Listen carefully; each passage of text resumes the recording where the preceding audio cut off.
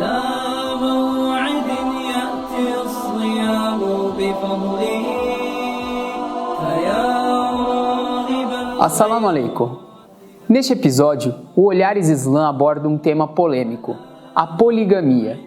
É bastante comum este assunto ser tratado de forma superficial e carregado de preconceitos, seja por meio de piadas ou de acusações de opressão feminina, promiscuidade e perpetuação de uma cultura supostamente incompatível com os valores ocidentais.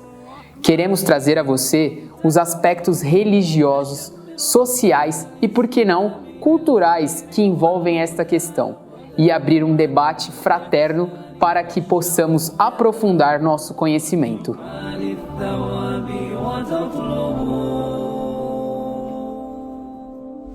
Assalamu alaikum. Antes de entrar diretamente no tema de hoje, quero sugerir a reflexão sobre um ponto fundamental para nós, muçulmanos e muçulmanas. O amor infinito de Allah por sua criação e, de maneira muito especial, pela humanidade. Neste amor infinito não cabe, de maneira alguma, a opressão, a injustiça ou a discriminação. Então, nós acreditamos que mais do que proibições, permissões ou regras rígidas, há o amor de Allah por toda a criação. Portanto, estas proibições, permissões ou regras foram reveladas através dos mensageiros de Allah para o bem da criação e para a construção da felicidade aqui nesta vida. Ainda que ela seja apenas um breve momento que antecede a plenitude do amor e da felicidade na outra vida. Então, quando, por exemplo, Deus proibiu o consumo de álcool, não o fez para punir a humanidade ou para nos deixar menos alegres.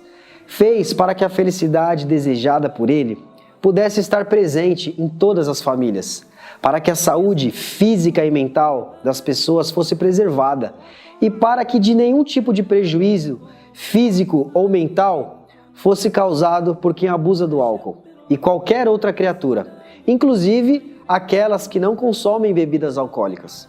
Quem tem um familiar vítima do alcoolismo, quem perdeu um ente querido em um acidente causado por alguém sob efeito de álcool, sabe muito bem do que eu estou falando.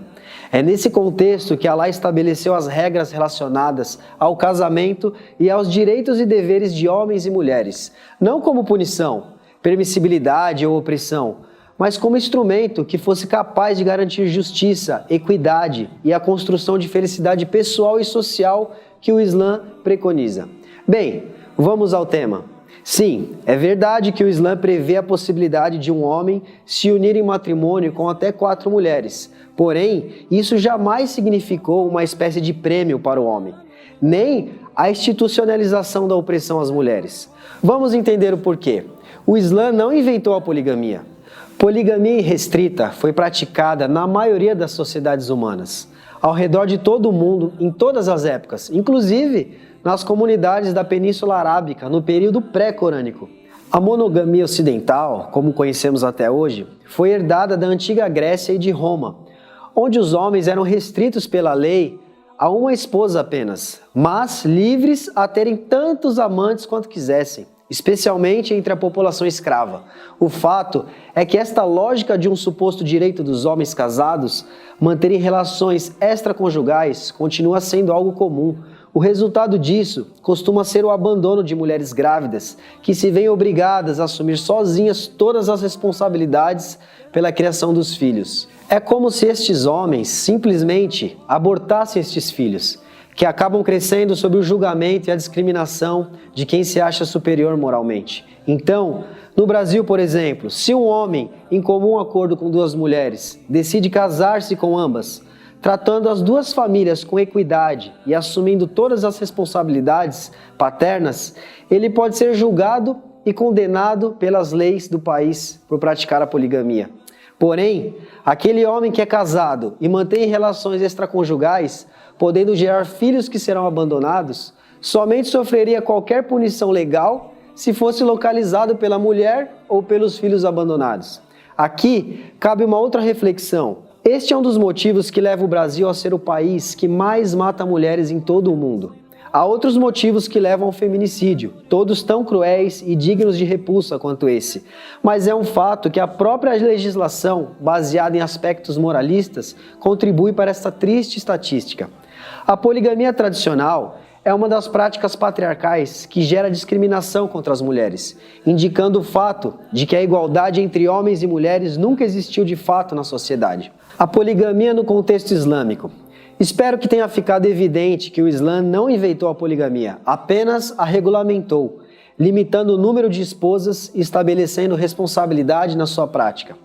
Outro ponto importantíssimo: nenhum muçulmano e muçulmana é obrigado à poligamia. Nem o homem é obrigado a casar-se com mais de uma esposa, nem a mulher é obrigada a aceitar que esse marido se case com outra. Estamos falando então de um direito, não de um dever. Mais que isso, estamos falando que este é um direito tanto para os homens quanto para as mulheres. Sim, uma mulher pode reivindicar este direito por vários aspectos, mas o principal é que tanto na época da revelação do Alcorão, quanto nos dias atuais, em várias comunidades, há muito mais mulheres do que homens. Por exemplo, quando os muçulmanos foram massacrados na Bósnia, sob o comando de um genocida que mandou matar todos os homens de todas as idades, milhares de mulheres ficaram viúvas e outras milhares de meninas órfãs. Este é um evento recente e comprova a correta orientação divina quanto a este direito dessas mulheres reivindicarem para que um homem pudesse se casar com até 4 esposas. Vamos ver o que o Alcorão Sagrado diz. E, se temeis não ser equitativos para com os órfãos, esposai-as que vos aprazem das mulheres, sejam 2, 3 ou 4. E se temeis não ser justos, esposai uma só. A orientação do Alcorão tem como objetivo melhorar as condições de segmentos mais fracos da sociedade, como os órfãos e pobres em geral. Entre os estudiosos, e aqui recorremos a Muhammad Golan Sarwar, do Departamento de Direito da Universidade de Dhaka, há 3 grupos que analisam a questão de poligamia de formas distintas: os juristas clássicos ou tradicionais, os contextualistas e os modernistas. Os juristas clássicos interpretam este versículo como permitindo que um homem se case com até 4 esposas e ponto final. Já os modernistas, bem como os contextualistas, observam que esse versículo legisla a monogamia e permite a poligamia apenas em circunstâncias excepcionais. Vamos aprofundar a visão dos contextualistas. Eles enfatizam o contexto e o pano de fundo do versículo. Este versículo realmente indica a garantia do tratamento adequado para as órfãs, mas não significa exatamente a permissão geral da poligamia para os homens. Para entendermos esta situação, devemos contextualizar historicamente. Durante o período anterior à revelação do Alcorão, alguns tutores do sexo masculino, responsáveis por administrar a riqueza de crianças órfãs do sexo feminino, muitas vezes cometeram injustiças ou se apropriaram indevidamente da riqueza delas. Para evitar essa má gestão, o Alcorão permitiu que eles se casassem com aquelas órfãs, embora, permitindo o Alcorão, por um lado, limitou o número de casamentos a 4 e, por outro lado, considerou que a responsabilidade econômica pela manutenção da esposa contrabalançaria o acesso à riqueza da mulher órfã por meio da responsabilidade de administração. O principal argumento dos modernistas é que, embora o Alcorão aparentemente permita a poligamia, acrescentou um fator moral no sentido de que, se um homem não puder fazer justiça entre as coesposas, então ele deve ter apenas uma. O significado de justiça não implica apenas igualdade em termos de nutrição, moradia e vestimenta, mas refere-se também à igualdade no amor, na afeição e na estima, o que é bem difícil de haver. Em apoio ao seu argumento, os modernistas se debruçaram sobre o versículo: "E não podereis ser justos com vossas mulheres, ainda que sejais zelosos disso." A interpretação deste versículo, juntamente com o versículo anterior da poligamia, indica que a determinação do Alcorão é funcional em 2 níveis. Primeiro, um nível legal, onde a poligamia limitada era permitida em circunstâncias excepcionais. Segundo, um nível moral, onde o Alcorão visava a transformação da sociedade com o passar do tempo. Finalmente, os juristas clássicos não consideraram a exigência de justiça como uma condição precedente para um casamento polígamo, mas deixaram que a questão fosse decidida pelo julgamento privado de cada marido. Sua compreensão do versículo do Alcorão, dando supremacia às decisões dos maridos, refletia a noção de que os homens seriam superiores às mulheres. Para essa conclusão, eles também se basearam no seguinte versículo: e elas têm direitos iguais às suas obrigações convenientemente, e há para os homens um degrau acima delas.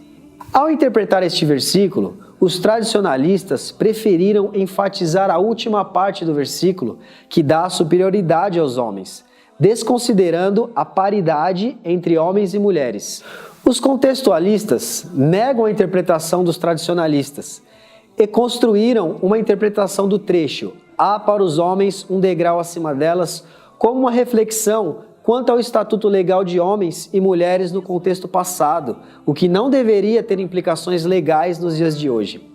Ignorando a importância do contexto na interpretação dos versículos do Alcorão, os juristas conservadores sustentam a poligamia como uma resposta a várias situações de necessidade e uma opção melhor do que a monogamia praticada no Ocidente, onde leis positivas deixam brechas, dando aprovação tácita pelas relações sexuais extraconjugais.